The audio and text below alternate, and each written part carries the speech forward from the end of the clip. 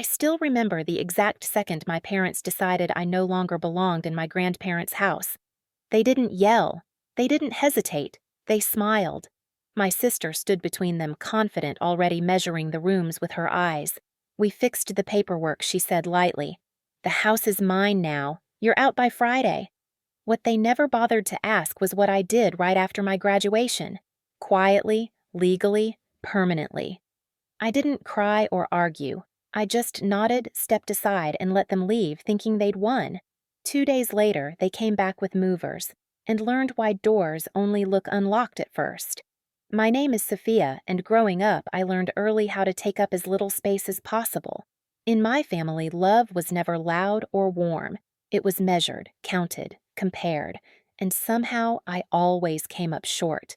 My younger sister didn't have to try. She was the golden child, the one my parents bent around without even realizing it. If she wanted something, it was framed as a need. If I wanted something, it was framed as a lesson in independence. I learned to nod, to wait, to swallow disappointment quietly. On the outside, we looked fine. Weekend dinners, holiday photos, a family that neighbors described as close. But inside our house, attention moved in one direction, and I learned to survive on leftovers. The only place that ever felt different was my grandparents' house. They lived in a small coastal town, the kind where the air always smelled faintly like salt and pine. Their house sat just far enough from the water that you could hear the waves at night, but still sleep. The porch boards creaked in familiar places. Wind chimes tapped softly when the breeze came in just right. When I was there, no one rushed me. No one compared me. My grandmother listened like every word mattered. My grandfather trusted me with small responsibilities at first, then bigger ones, grocery runs, appointments, later bills and payments when they started forgetting things. As they got older, I was the one who showed up consistently, not just for holidays or photos, but on ordinary days, the quiet ones. My parents and sister visited too, but mostly when it was convenient, mostly when something needed to be discussed. I didn't think much of it back then. I told myself families were complicated, that everyone showed love differently, that keeping the peace was worth the cost. By the time I finished school and walked across that graduation stage, my grandparents were gone, but that house still felt like the last place where I'd ever been fully seen. That's why when questions about the house started coming up again, they didn't sound innocent to me. They sounded familiar. And for the first time in my life, I didn't feel like ignoring that feeling anymore. At first, the questions came wrapped in concern. "So, what are you planning to do with the house?" my mother asked one evening, her voice casual like she was asking about my weekend plans. She stirred her tea slowly, eyes fixed on the cup instead of me. "It's a lot of responsibility for one person." My father followed up days later. "Property taxes aren't cheap, maintenance either. You don't want to get overwhelmed." My sister was more subtle. She stopped by unexpectedly always with a reason that sounded harmless, dropping off something Mom forgot, picking up a box she claimed was hers. Each time her gaze drifted over the shelves, the hallway, the small desk where I kept unimportant papers. At least unimportant to me. "You still have all the bills set up?" she asked once, smiling. "Utilities, payments, that kind of thing."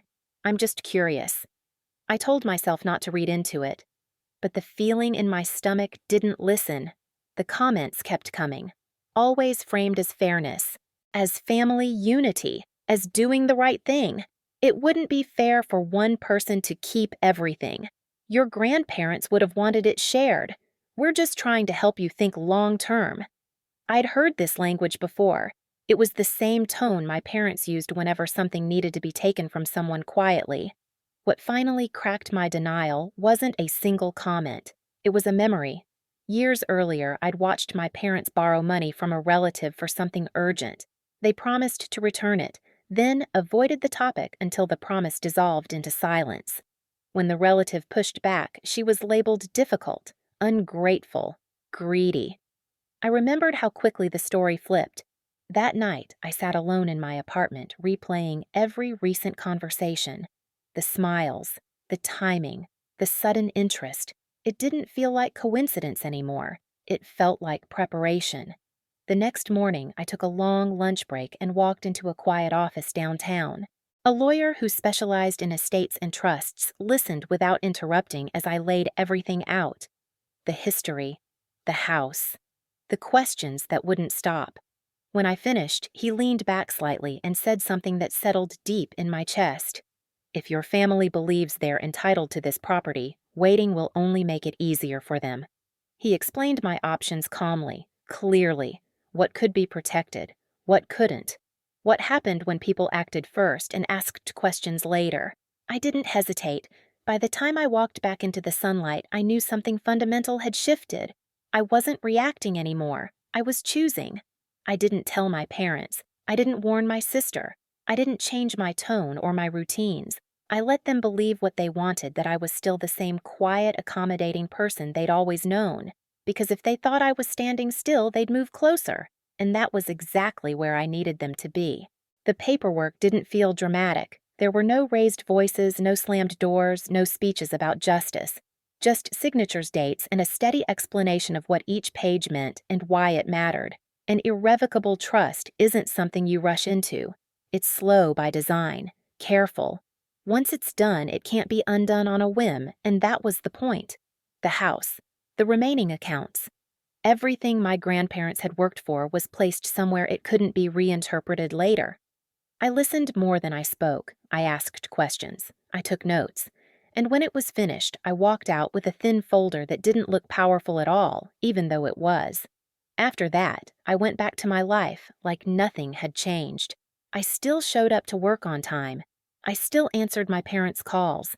I still smiled at my sister when she stopped by with that same casual confidence, like she was already halfway moved in. They mistook my calm for uncertainty. Dinner invitations became more frequent. Conversations turned warmer, almost nostalgic. My mother talked about family traditions. My father mentioned how nice it would be if everyone could come together again. My sister joked about renovations she'd do if the house were ever hers, watching my face closely when she said it. I gave them nothing. No arguments, no reassurances, no promises. Just enough politeness to keep things smooth. Behind the scenes, I was documenting everything. Dates, messages, the way questions were asked, the way assumptions were made. I didn't need to confront them. I just needed to be ready if they crossed the line. And eventually they did. The first hint came in the form of urgency. My mother called one afternoon, her voice tight with what sounded like concern but carried something sharper underneath. "We need to talk soon," she said. "About the house. It can't wait." Then my sister texted. Short, confident. "We'll come by this weekend. It's easier to explain in person." I didn't ask what needed explaining. By then, I knew exactly what they were planning. They believed silence meant weakness. That hesitation meant fear. That because I'd always stepped back before I would do it again. They thought the story would end the same way it always had. I let them believe that. When they finally showed up smiling too much, standing a little too close together, I recognized the look on their faces. It was the look of people who think the decision has already been made. They spoke carefully at first, then more boldly, and finally with certainty. They thought they were delivering a verdict. I didn't interrupt. I didn't correct them. I didn't even raise my voice. I just listened. Because by the time they finished explaining what they believed was already done, the real outcome had been sealed weeks ago, and they had no idea how close they were to finding out. They came on a gray morning, the kind where the ocean looks flat and quiet like it's holding its breath. I was on the porch when their car pulled into the gravel drive. I remember noticing small things first, the crunch of tires, the way my sister stepped out before anyone else, already smiling. My parents followed, standing close together, shoulders squared like they'd rehearsed this moment. My sister didn't waste time. "We got everything sorted," she said, holding up a stack of papers. "The house is in my name now. We figured it's cleaner that way." She tilted her head slightly. "You'll need to be out by Friday." My mother nodded, eyes, soft voice calm. "It's not personal, sweetheart. It's just what makes sense for the family." My father added, "You have your own life in the city. This place needs someone who can really manage it." They were smiling, all of them, like they were doing me a favor. I looked at the papers without reaching for them. The seals looked official at a glance. Blue ink, crisp edges, confidence printed into every page. They believed this was over. I felt a strange stillness settle over me. Not fear, not anger, just clarity. Okay, I said. That word seemed to relax them. My sister exhaled, already victorious. My mother's shoulders dropped like she'd been carrying something heavy. They mistook my calm for surrender. I stepped aside so they could leave my sister brushing past me with a satisfied grin. "We'll be back soon," she said, "probably with movers. It's easier if we handle it all at once." I nodded. I even smiled. 2 days later they returned. This time they brought a moving truck. I watched from inside as it pulled up behind their car, white and loud against the muted sky. 2 movers jumped out stretching, already glancing toward the house like it was just another job on the schedule. My parents looked energized. My sister was practically glowing. "This will go fast," she said, clapping her hands once. "We'll have you out before lunch." I stepped onto the porch, but I wasn't alone. Standing beside me was a man they didn't recognize.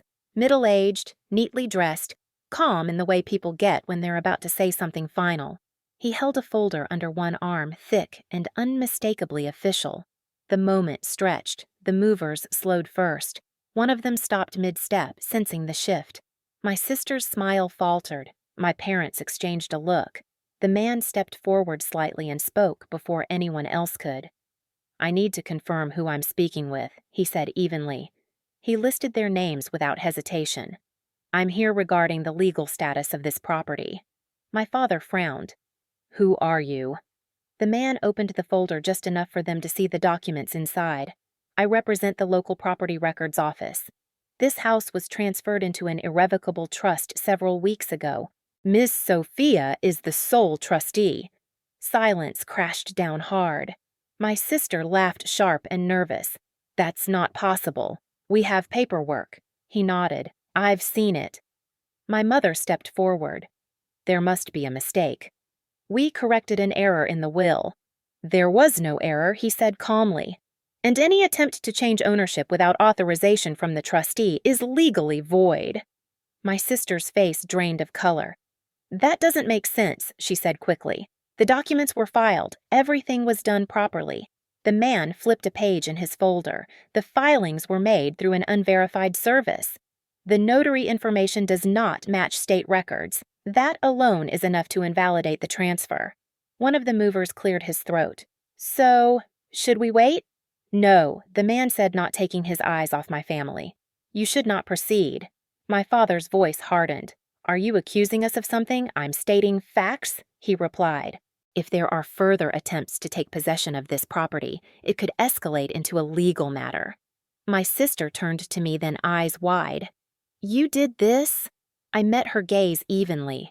"I protected what wasn't yours to take." My mother's voice cracked. "How could you do this to us? After everything we've done for you." I didn't raise my voice. I didn't step forward. "You showed up with movers," I said quietly. "You told me I was out by Friday. You didn't ask. You decided." My father opened his mouth, then closed it. The confidence he'd walked in with was gone, replaced by something brittle. The man handed my father a copy of the notice. "This documents today's attempted transfer and serves as a formal warning." The movers were already backing away, murmuring apologies. One of them climbed back into the truck without waiting for instructions. My sister stood, frozen papers limp in her hand. "This isn't over," she said weakly. I nodded once. "That part is up to you." They didn't argue anymore. They didn't threaten. They didn't plead. They just left. I watched their car disappear down the road, the moving truck following close behind, gravel settling slowly back into place. The man beside me closed his folder. "They'll think twice before trying that again." I thanked him, watched him drive away, then stood alone on the porch. The ocean hadn't changed. The wind hadn't changed. But something inside me had. For the first time, I wasn't bracing for what they might take next. I was standing exactly where I belonged. The fallout didn't explode. It collapsed. There were no more surprise visits. No more cheerful check-ins disguised as concern. The messages stopped first, then the calls. A week later, a formal notice arrived through their attorney brief and stiff withdrawing every claim connected to the house and requesting no further contact. I read it once and filed it away without ceremony. Word traveled quietly after that. Relatives who had once repeated half-formed stories reached out with awkward apologies. Others stayed silent. I didn't chase either reaction. I wasn't interested in rebuilding bridges that had only ever led one way. What mattered was that the noise finally faded. I returned to the coastal house on a Sunday afternoon, parked where my grandparents always had, and unlocked the door slowly. Inside, the air smelled faintly of old wood and the lavender sachets my grandmother tucked into drawers years ago. Sunlight slid across the floor, just like it always had. I walked through each room without rushing. No tension in my shoulders. No need to listen for footsteps behind me. The trust did its job. The records were clean. The line was clear. For the first time, I understood what safety actually felt like. Not the absence of conflict, but the presence of boundaries that held. I made tea, sat on the porch, and watched the tide move in and out. The house didn't feel like a prize I'd defended anymore. It felt like a promise I'd kept. That night, I stood on the porch as the sky darkened the waves, steady and unbothered, just like the house had always been. For the first time, I wasn't holding my breath around people who called themselves family. I wasn't shrinking to keep the peace. I'd learned something my grandparents understood all along. Protecting yourself isn't cruelty, it's survival. If you've ever had to draw a line with the people who should have protected you, you're not alone. Share your story in the comments and subscribe so you don't miss the next one.